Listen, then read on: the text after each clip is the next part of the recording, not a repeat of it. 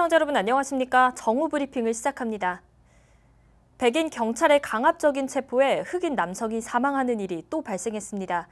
미니애폴리스 경찰은 무릎으로 남성의 목을 계속 짓눌렀고 흑인 남성은 숨만 쉬게 해달라며 절규했습니다. 지나가던 시민들도 그만하라며 경찰을 말렸습니다.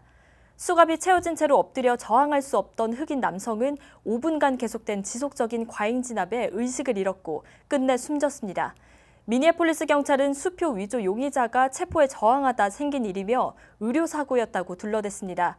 이에 분노한 시민들은 거리로 나와 숨진 남성의 마지막 절규였던 I can breathe, 숨 못 쉬겠다를 구호로 외쳤습니다. 결국 현장에 있던 경찰관 4명은 파면됐지만 유가족들은 이들을 살인죄로 기소해야 한다고 요구하고 있습니다. 미국의 일일 신규 사망자가 이번 주 들어 1,000명 이하를 유지하고 있습니다. 지난주까지 1,000명 이상을 유지해오던 신규 사망자의 증가세가 차츰 완화되고 있는 모습입니다. 월도미터의 집계에 따르면 어제 하루 동안 미국의 신규 확진 환자는 19,049명, 신규 사망자는 774명으로 집계됐습니다. 지난주와 비교해보면 일일 신규 확진 환자는 2만 명대에서 19,000명 수준을 유지하고 있고 신규 사망자의 경우 1,000명대에서 1,000명 이하로 떨어진 모습입니다. 27일 오전 10시 30분 기준 미국의 누적 확진 환자는 173만 27명, 누적 사망자는 10만 761명으로 집계됐습니다. 조지아주의 확진세는 좀처럼 나아지지 않는 모습입니다. 어제 오전 9시부터 오늘 오전 9시까지 24시간 새 확진 환자는 707명 늘었고 사망자는 46명 증가했습니다.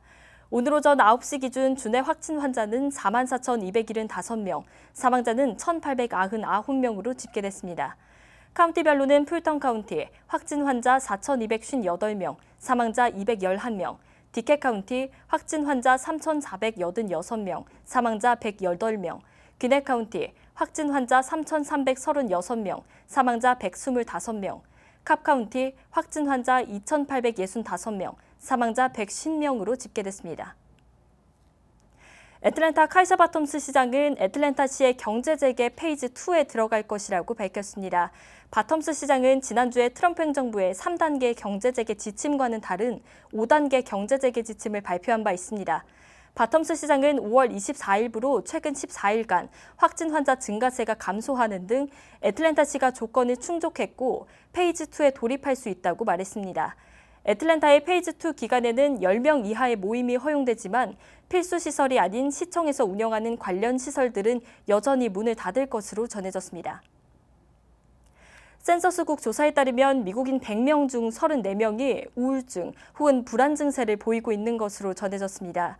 센서스국은 5월 7일에서 12일 관련 설문조사를 진행했으며 4만 2천 명이 참여한 것으로 알려졌습니다. 해당 조사에서 코로나19에 취약한 노년층보다 청년층에서 우울증 및 불안 증세가 심각한 것으로 나타났습니다. 80세 이상인 참여자의 11%가 불안 증세를 나타낸 반면 18세에서 29세인 참여자의 42%가 불안 증세를 나타내고 있습니다. 비영리기관인 전미경제연구소를 통해 배포된 시카고대학교 연구진의 연구 결과에 따르면 실직자의 68%가 실직 전 월급보다 많은 실업수당을 받을 수 있는 것으로 분석됐습니다. 소득 감소 대비 실직 수당의 비율을 뜻하는 소득 대체율의 중앙값은 134%로 추정됩니다. 또한 노동자 간 불공정대 문제도 우려되고 있습니다.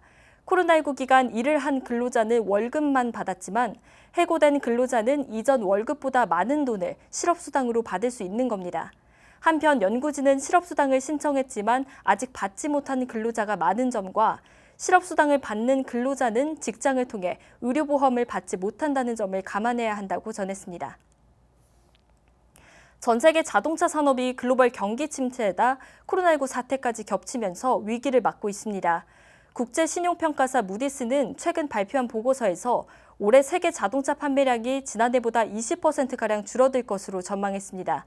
특히 서유럽과 미국이 마이너스 30%와 25%로 감소폭이 크고 일본이 마이너스 15%, 중국이 마이너스 10%, 한국이 마이너스 6%를 기록할 것으로 예상했습니다.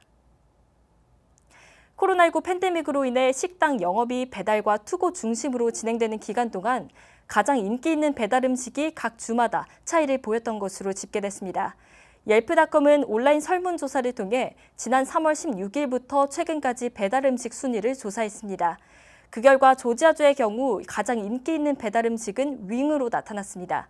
엘라베마주는 나초, 플로리다주는 갈릭 롤 등으로 조사됐습니다. 프랑스 정부는 27일 프랑스 국내 의사들에게 코로나19 환자 치료에 하이드록시클로로킨 사용을 금지시켰다고 밝혔습니다.